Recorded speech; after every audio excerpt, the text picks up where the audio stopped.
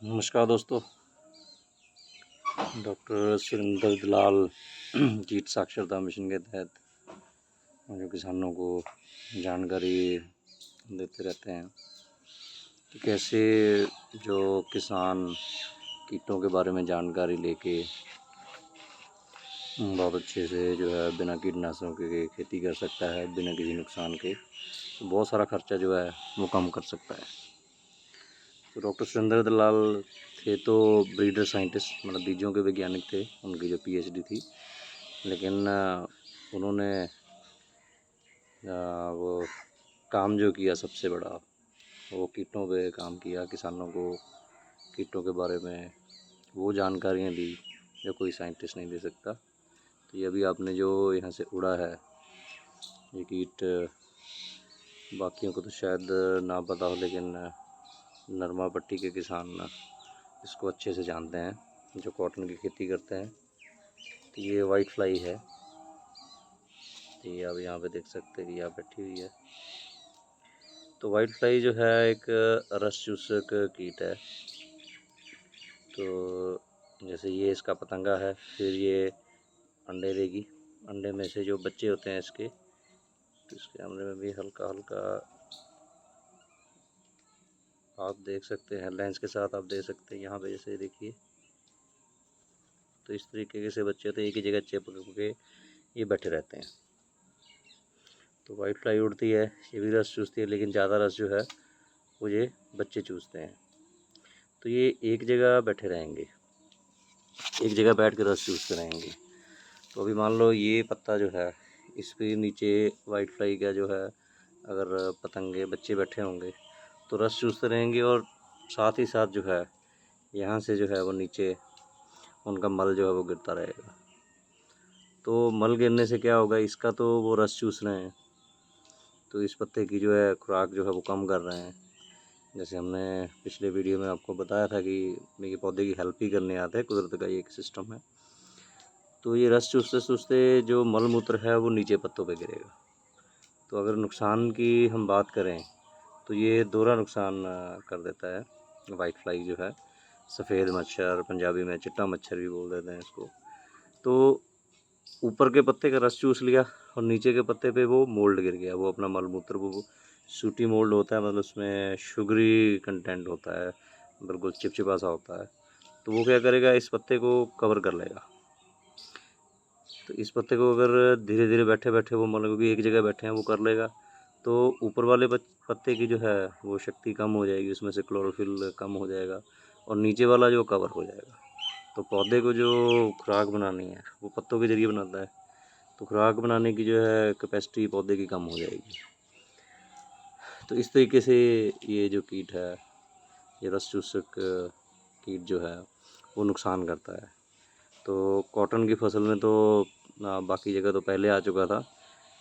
पंजाब में जो है, पंजाब, हरियाणा, राजस्थान, मतलब उत्तर भारत जो है, उसमें 2015 में इसमें पूरा कोहराम मचाया। 70-80% किसान जो है उनका नुकसान हुआ। लेकिन जिन किसानों को जानकारी थी उनका जो है नुकसान कम हुआ और ख़र्चा भी नहीं हुआ। क्योंकि किसानों को तो यही सिखाया जाता है कि कीट आ गया आप मार दोगे तो कंट्रोल करेगा, लेकिन किसानों ने फिर से वही काम शुरू कर दिया कि बहुत सारे कीटनाशक स्प्रे किए, लेकिन बात नहीं बनी। तो खर्चा भी हुआ प्लस जो है नुकसान भी हुआ।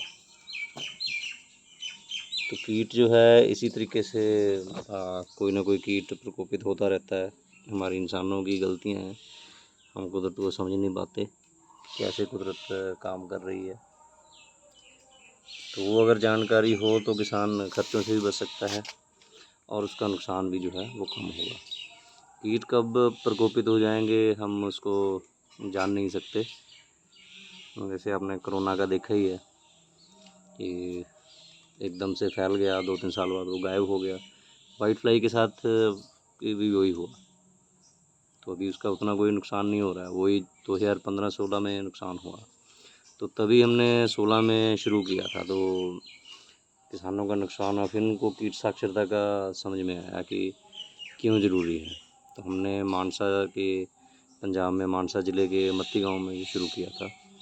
और 2017 में हमने वही तजर्बा आगे लेके गए, तो कीटों की जानकारी वो बैंगन में भी शुरू करी। नाभा में, पटियाला ज़िले का नाभा तहसील है, वहाँ का एक गाँव था कंसरू कलां, वहाँ पे शुरू किया। फिर हुशियारपुर में भी ट्रायल किए। जो कीट कॉटन पे आते हैं वही कीट जो है वो बाकी सब्जियों पे भी आते हैं, रस चूसने वाले। सिर्फ बोरर जो है वो अलग अलग होते हैं। बोरर का आपको बताया ही था। ये फेरोमोन ट्रैप जैसी टेक्निक यूज़ कर सकते हैं, या फिर आप खेतों का सर्वे कर सकते हैं अगर आपको कीटों की पूरी जानकारी है। तो वाइट फ्लाई का यही डर कि ये बहुत ज़्यादा आ जाएगी, नुकसान करेगी, इसको मारना पड़ेगा चाहे कोई भी फसल हो। फिर यूनिवर्सिटी की सिफारिश हो, जो पंजाब एग्रीकल्चर यूनिवर्सिटी लुधियाना, कि कॉटन के साथ पास मूंगी मत बीजो और फसलें मत बीजो। तो वो सारी उसी से जानकारी निकल के आती है कि कीट का जो डर है, तो उसको समझे बिना ऐसी रिकमेंडेशंस देना किसानों के लिए तो नुकसानदायक है, क्योंकि किसान दुचित्ती में फंस जाता है, डबल माइंडेड हो जाता है।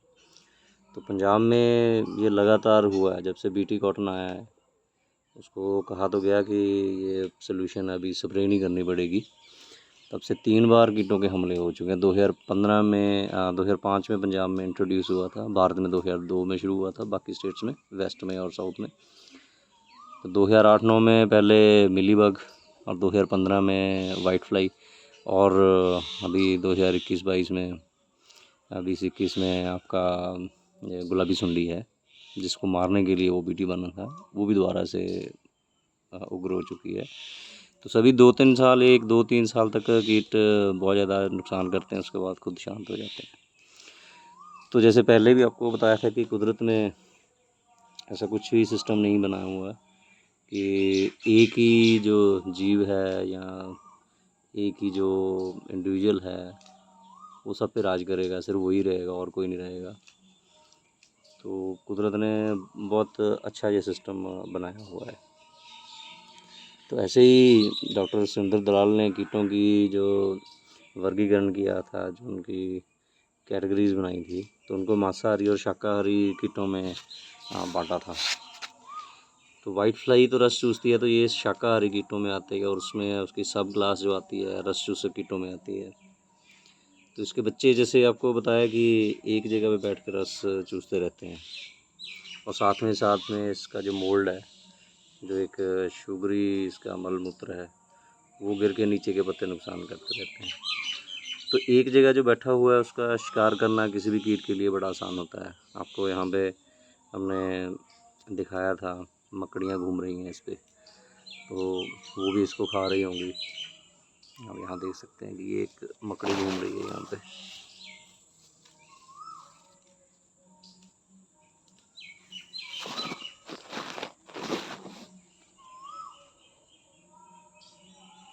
तो ऐसे बहुत सारे कीट जो हैं वो पौधों पे अपने आप मौजूद होते हैं, हमें बाहर से कुछ भी लाने की ज़रूरत नहीं होती। और क्योंकि एक जगह बैठे हैं, तो ये सबसे बड़ा शिकार बनती है जो वाइट फ्लाई के बच्चे हैं, वो परजीवी कीटों की, जो इसके बच्चों के शरीर में अपने अंडे देते हैं। इंकार्सिया ऐसी फैमिली, अंग्रेजी में उसको नाम देते हैं। तो डॉक्टर दलाल ने जो इसके जो मेन 99% जो इस कीट को कंट्रोल करते हैं, उन दो को नाम दिया है इनो और इरो। तो ये 2 कीट ऐसे हैं जो इसके बच्चे में के पेट में, तो आप सोचिए कि ये यहाँ पे अच्छे से दिखाई भी नहीं देते हैं, लेंस से आपको देखने पड़ेंगे। तो उसके शरीर में जो पल रहा होगा वो कितना छोटा कीट होगा, उसकी मुट्ठी कितनी छोटी होगी। हो सकता है किसानों को कभी पता ही ना चल पाए, वो देख ही ना पाए। तो कुदरत जो है वो ऐसा सिस्टम बना के चलती है कि उसने अपने आप ये सिस्टम बनाया हुआ है। तो कोई भी फसल हो उस पर वही कीट जो हैं वो आएंगे। वाइट फ्लाई का ये बड़ा इजी कंट्रोल है कि जो अगर आप उसको डिस्टर्ब नहीं करें, अगर आप स्प्रे करेंगे तो सबसे पहले कीट जो हैं आप देख सकते हैं, ये तो पत्ते के नीचे बैठा है, और मकड़ी जो थी वो टहनियों पे ऊपर घूम रही है। तो ऐसे और भी बीटल थे यहाँ पे, भी शायद उड़ गया है।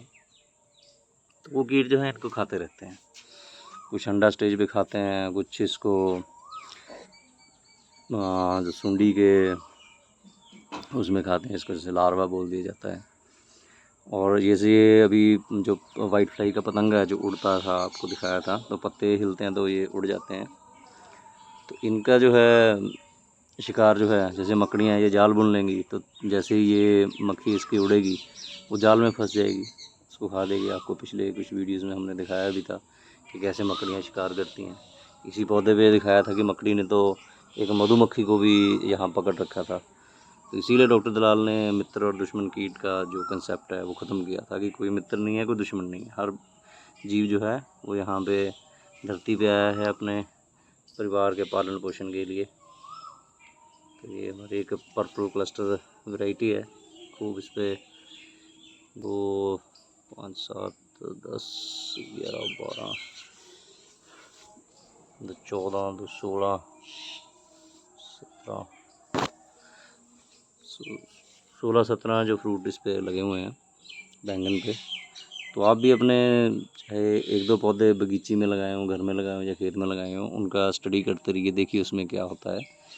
तो लगातार इस पर फ्लावरिंग चल रही है, लेकिन अभी भी मौसम उतना सही नहीं है, बारिश नहीं हुई है, इसलिए फ्रूट सेटिंग जो है थोड़ा मुश्किल हो रही है। अभी टेम्परेचर काफ़ी ज़्यादा है। धीरे धीरे जैसे मौसम सेट होगा तो ये फ्रूटिंग भी बढ़ेगी। तो इन कीटों का आप सिस्टम समझ सकते हैं। अभी थोड़े दिनों में, जुलाई के फर्स्ट वीक में कॉटन बेल्ट में क्लासेस शुरू हो जाएंगी, जो मिशन है। तो इसको कीट साक्षरता मिशन इसीलिए कहा, कीट कंट्रोल मिशन नहीं कहा गया, कीट प्रबंध मिशन नहीं कहा गया, साक्षरता मिशन इसीलिए कहा गया कि हमें सिर्फ कीटों के बारे में सीखना है, सीख के उनको देखना है कि वो खेत में फसल में क्या कर रहे हैं। तो किसान जब ये सीख जाएगा तो कभी भी स्प्रे नहीं करेगा और उसका नुकसान भी नहीं होगा, अगर प्रॉपर आपको जानकारी है, आप ढंग तरीके से कर रहे हैं और सही टाइम पे बिजाई कर रहे हैं, अच्छी किस्मों की बिजाई कर रहे हैं, खाद पानी सब कुछ सही समय पे दे रहे हैं। तो ये सारी चीज़ें हैं जो नॉर्मली किसान करते ही हैं, लेकिन इसमें बहुत ज़रूरी होता है कि आपको जानकारी पूरी हो, तभी आप कामयाब हो पाएंगे। तो आप वो क्लासेस हमारे मुक्तसर, बरनाला, बठिंडा, मानसा, कॉटन के ज़िले हैं, वहाँ पे क्लासेस लगती हैं, उसकी जानकारी आपको देंगे। तो वो क्लास आप अटेंड करके इन कीटों के बारे में, कीटों के सर्वे के बारे में आप सीख सकते हैं। हम भी यहाँ से कोशिश करेंगे कि जितना हो सका जानकारी जो दी जाएगी। धन्यवाद।